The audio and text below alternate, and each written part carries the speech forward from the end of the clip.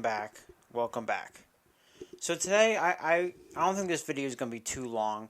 I just want to talk about some of the discourse that's happening after the Sixers series loss to the Heat. Not the Heat. The Knicks. The series loss to the Knicks. And I think what has... The main thing that people's takeaway has been, which I don't understand, is the Sixers need to trade Embiid and build around Maxey. Or just roll with Maxey. And it's like, I don't understand where that is coming from if you're fully seeing the full picture of this.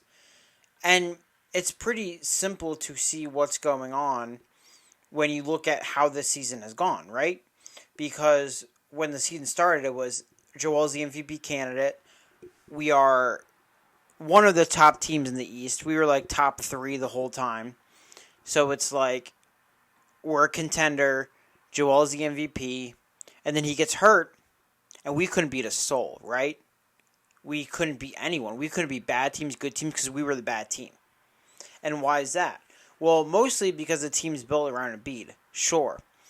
But then you have to look at, is Maxey a 1A guy? Because that's, if you're building around Maxey, you have to decide, is he that? So we were 31-8 with Embiid, and we were 16-27 without him. That's a bad team, dog. That's a bad team. And statistically, we scored like 10 less points a game without him, right? And it's like, and this is just in the season, right? And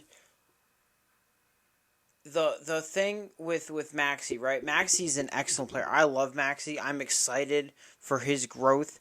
But he is not a guy that I think you can win a championship with him as the main guy.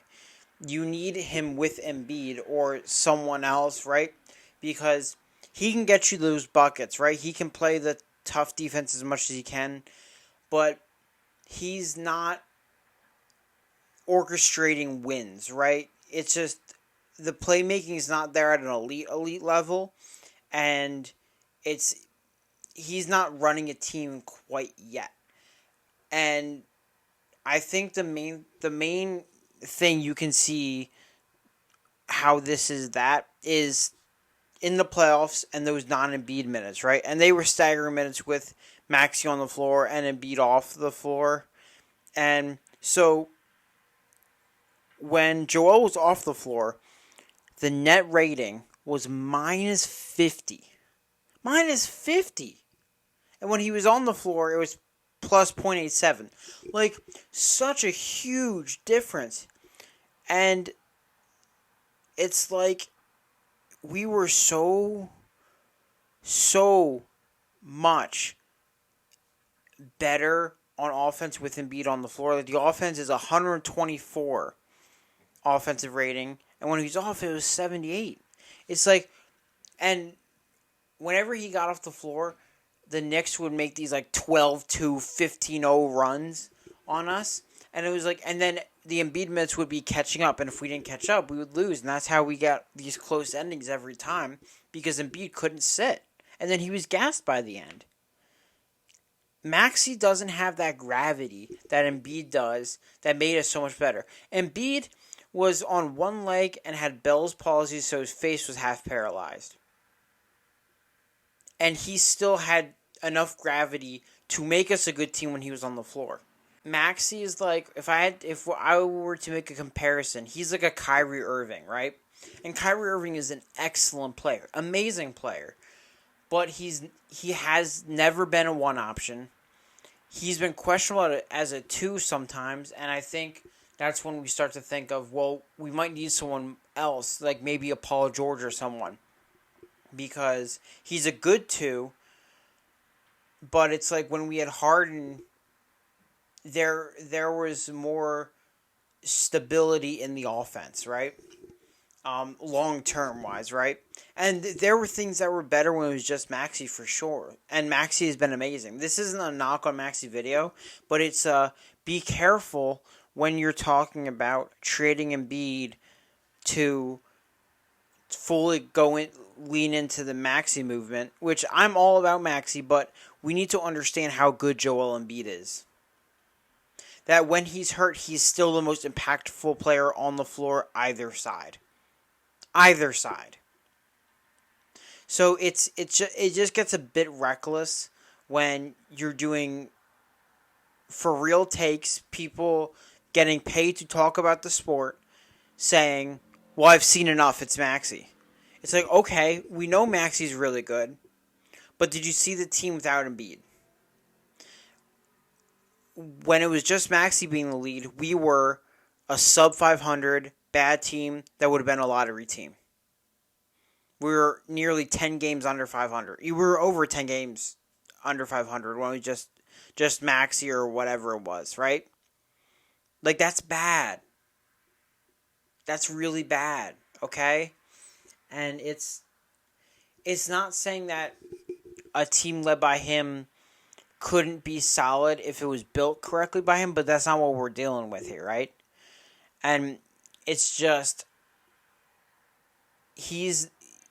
that's not the way you're going to lean to when you're trying to win a championship now, especially when you have Embiid, who, if you're healthy and you build around properly, you can win a championship. And I firmly believe that.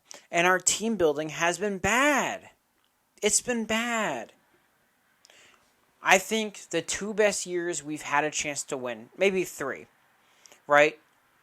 It was 2019, was with the Jimmy Butler, J.J. Redick,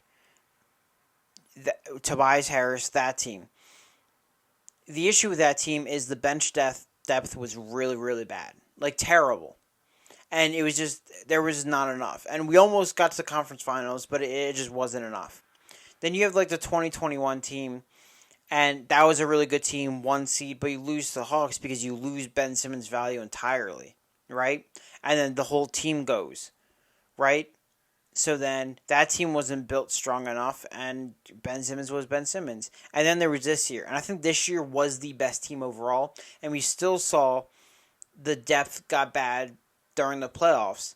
And this is the best team we've had. It's still, even seeing the depth in the playoffs, it's still the best team, I think, overall we've had. That is saying so much. So much about the team building that this team has gone through and how it has just not been good. You look at the Nuggets, who build around Jokic so well. Just elite shooters. You have Aaron Gordon, who is just elite at the dunker spot. His catch radius is infinity, right?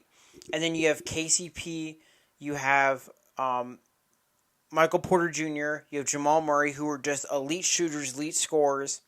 And so Jokic can just do whatever. It is not a bunch of superstars, which can be a good way to win if you do it correctly, but they had the right pieces to win, and it works like a perfect, well-oiled machine that you can't beat. That's the type of team building you need around a player like Embiid, because you've seen his passing get better, you've seen his playmaking get better, you know he's an elite scorer. So if you have around him that works, a supporting cast around him that works so well, you're going to be fine. And you can win a championship, which is why this offseason, when the Sixers have all this money and all these assets, you need to do it right. And when you had Tobias Harris taking $180 million of your cap for 5 years, it limits what you can do. It does. And at times, Tobias Harris wasn't the best fit. At times, it did work fine, but a lot of times it didn't. And now you have that money to allocate to pieces that'll fit better, right? And it's so important to nail this, because if you don't nail this, but the best chance you have is with Embiid. Point blank, period. We love Maxey, but going that route is only going to set us back, and it's going to take a long time to get competitive going that route. It doesn't make much sense, and it needs to be very careful. So what do you think about that? Do you think I'm right? Do you think I'm off base? We can have differing opinions. That's fine. Like, subscribe, share, please, and let me know what you think. Peace.